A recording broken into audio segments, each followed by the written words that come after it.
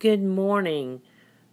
Just wanted to let you see what I saw this morning when I woke up. Just a beautiful, cold, snowy morning. We will be tackling this hill in a little while, but we first need to get some work done. And it's just an amazing morning. If you think about it, every little snowflake is just a little bit different than the other, and it's such a wonderful creation that God has made. So, we are going to be talking about polynomials today, and if you do not want to go through this video, you can go to a PowerPoint that is on my website, theknightsofmath.webs.com, and you will go to Resources, pick Algebra 1 Online, and then when you get to that point, you'll need to pick Lesson 4, which is talking about descending, ascending, and degree. At that point, when you get to there, you will need to pick, I believe, Polynomials, which is the PowerPoint, and you should be able to see this screen that's coming up. And we're talking about polynomials. As you notice, scientific notation is there, and that is a warm-up that we had yesterday. 7.4 polynomials, and this is part of your composition book, so you may need to pause this in order to write this down in your composition book. We're going to find the degree of a polynomial, arrange the terms of the polynomial in ascending and descending order. We have to define ascending and descending, so I just want you to put that definition down for both of those, and including the little airplanes. Those will be significant in a little bit. So, we are going to be finding degrees of polynomials and arranging the terms of polynomial in ascending and descending order. Well, let's look about what in the world does ascending mean. Well, ascending is like an airplane taking off. The area or the distance between the airplane and the ground is getting larger. That's going to be significant. So we're going from small to larger. And then descending is like the airplane landing.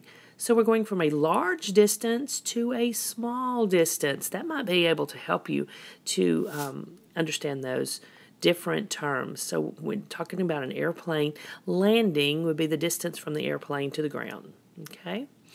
What does each prefix mean? Well, let's look at mono. Mono means, of course, one. So we talk about monomials, and we've talked about those. It is just a one term. What about binomial? Binomial, we should know that is the prefix for two. What about trinomial? Trinomial, because it's the tri, it's a prefix, that should mean three. Well, these are going to be very significant when we talk about polynomials. Well, let's look at poly. Poly means more or one or more. Okay, so we're talking about poly, so that's one or more. But what is a polynomial? Well, okay, it's a monomial, which we know is one, and or the sum of difference of monomials. So in other words, like a chain of monomials with addition and subtraction between them. But it's very important to note that the expression is not a polynomial if there's a variable in the denominator. Remember, it can't be variable in the denominator. It cannot be a monomial either. So if it can't be a monomial, it can't be a polynomial. So remember that's going to be significant. State whether each expression is a polynomial. If it is, identify it. In other words, you're going to say, is it a binomial, trinomial, or a polynomial? This one is three terms separated by an addition and subtraction. There are three terms, so it must be a trinomial. Okay, what about this one?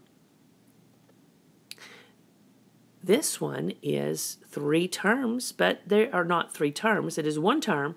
But look at the variables. It's by multiplication. Well, we talked about multiplication. That is only a monomial. So, number 2 is a monomial. Now, let's look at something a little bit different. What about this one? Now, what is our warning sign? There's that variable y. Where is it located? Y squared is located in the denominator. So, it's not a trinomial or a monomial or a polynomial. Okay, this one is a little bit different. These are algebra tiles. If you'll notice, the x squared is the orange, so x squared, and you have 3 yellow x's, so that would be 3x, and then you have 2 greens, so that would be 2. So then we have x squared plus 3x plus 2. Now, these are algebra tiles. We've worked with these just a little bit, but not a lot. But I wanted to give you this one because you may see it again. The degree of a monomial is the sum of the exponents of the variables, and we're going to find the degree of each monomial. So the sum of the exponents of the variables. So this one must be the degree of 2 because the x has a 2 on it. This one, however, you have A, B, and C, and they all have powers. Don't forget, C has a power also. So this one must be 8. 4 plus 3 plus 1, of course, that is on C. Now the next one, -3. I don't see a variable, so it's 0. To find the degree of the polynomial, find the largest degree of the term. So, this one is x squared, so it'd be 2. X is 1, and 7 is 0. So this one has a 2, which is the degree. It's the largest one. Now what about this one? There's a 7, a 4, and an 8. So this one has a degree of 8. 8 is the largest.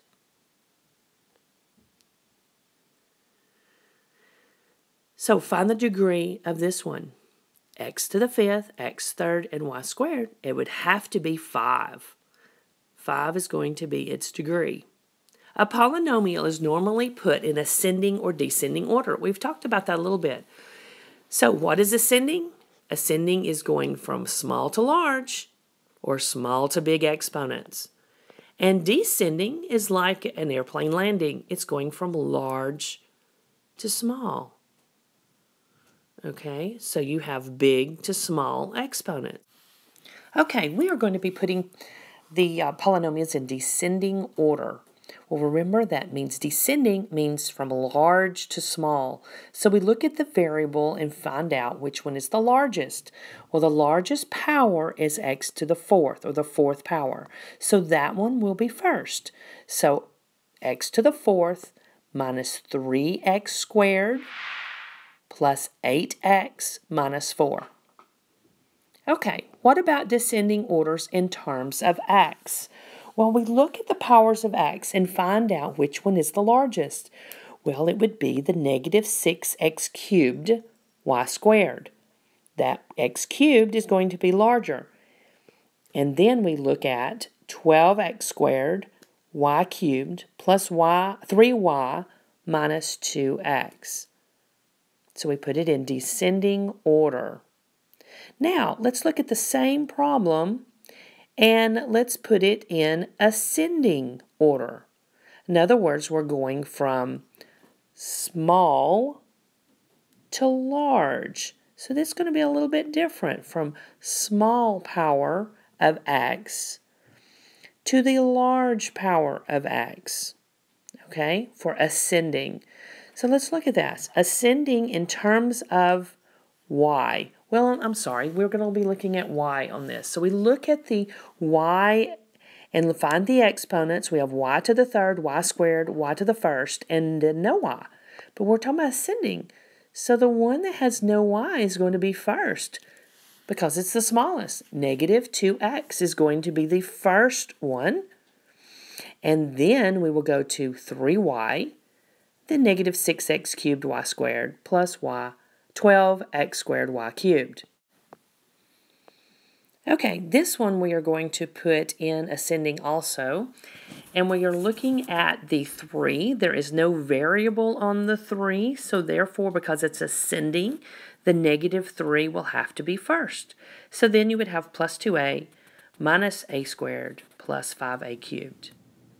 Okay, this last one is right in ascending order in terms of y. You may need to pause the video in order to answer this one, but it's in terms of y.